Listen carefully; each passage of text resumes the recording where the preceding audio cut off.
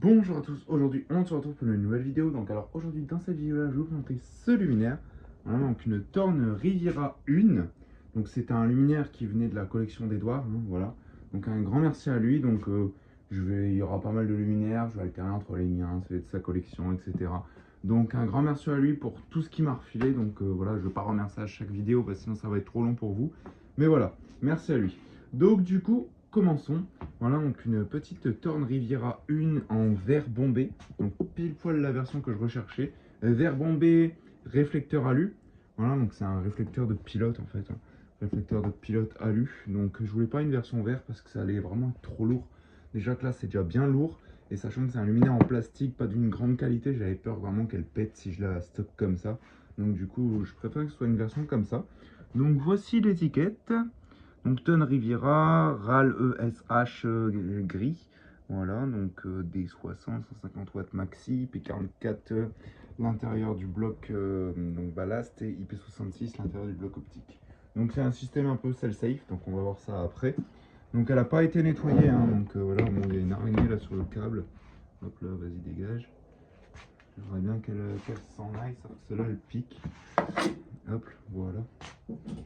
Donc du coup, voici le luminaire de côté, donc il n'a pas été restauré, donc il est dans son jus. Voilà. Donc là, on va retourner le luminaire. Tac. Donc ça, c'est le luminaire, ce que ça donne quand c'est entre guillemets installé. Donc ça donne ça. Donc luminaire aspirateur. Donc capot gris, donc ça c'est la couleur standard, il y a plein de couleurs de Riviera. Ça c'est vraiment la couleur standard, gris et gris clair. Voilà, donc pour ouvrir le luminaire, donc c'est assez simple. On ouvre d'abord l'avant, donc c'est un peu comme la pilote avec la vasque.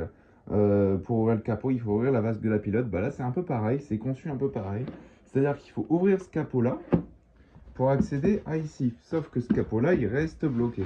Donc pour ouvrir celui-là, en fait, c'est plus intelligent quand même que la pilote. C'est des ergots à main. Voilà, donc on appuie et on tire. Donc ça vient, ça se fait à une main. Allez. Alors là, après, il faut soulever comme ça. C'est un peu la merde. Et là, normalement, ça devrait venir. Voilà. Donc voilà ce que ça donne.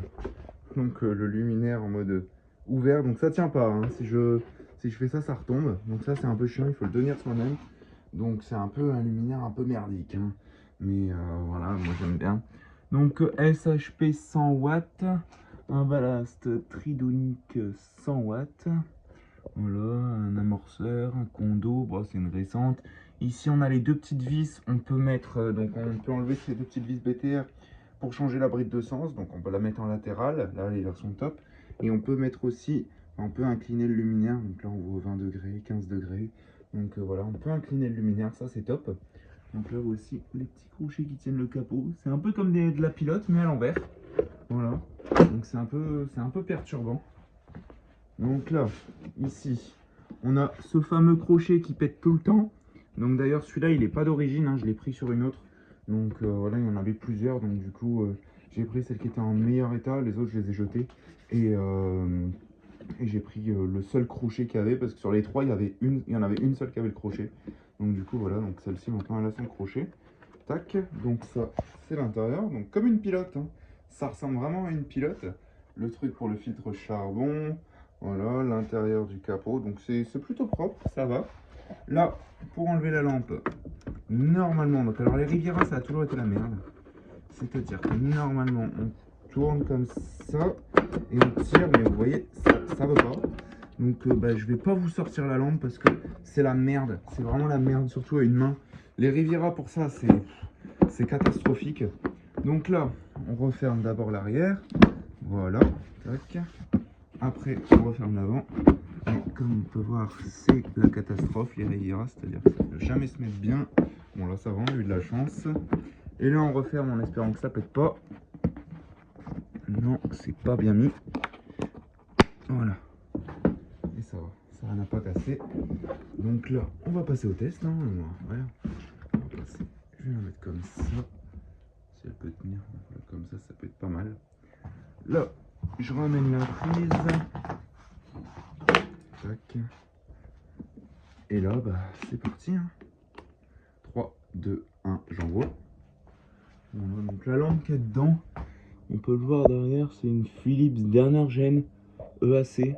Donc bon, c'est pas hyper intéressant de la sortir. En fait, j'aurais pu la sortir, mais il m'aurait fallu mes deux mains. Donc voilà, un peu la flemme. Vous savez ce que c'est, hein, c'est une sodium. Hein, ce que ça donne de côté. Donc c'est assez intéressant comme luminaire, je trouve ça sympa. La Riviera 2, c'est pas dingue, mais la Riviera 1, je trouve ça sympa. C'est un peu de la daube, mais voilà, ça change un peu de forme de luminaire. C'est vraiment un luminaire aspirateur, hein. Ils se sont inspirés d'un aspirateur pour faire le design. Donc voilà, bon, ça fait le taf. Son but, c'est d'éclairer, et c'est tout ce qu'on lui demande. Mais bon, je trouve que c'est un luminaire qui est quand même plutôt joli, il y a de la gueule. Ça change un petit peu de toujours voir la même chose. C'est une petite Riviera, c'est la première fois qu'on en voit sur ma chaîne. J'en avais déjà une, enfin j'en avais même deux, des Riviera 1. J'en ai revendu une, donc il y en a une qui est partie chez un collectionneur, et il y en a une qui est partie à la poubelle malheureusement. Mais celle-là, elle est vraiment en bon état, donc elle est assez propre et tout sur la fibre. Elle n'a pas été frottée et tout, franchement, ça c'est plutôt cool. Enfin voilà quoi. Donc j'espère que cette petite vidéo vous aura plu.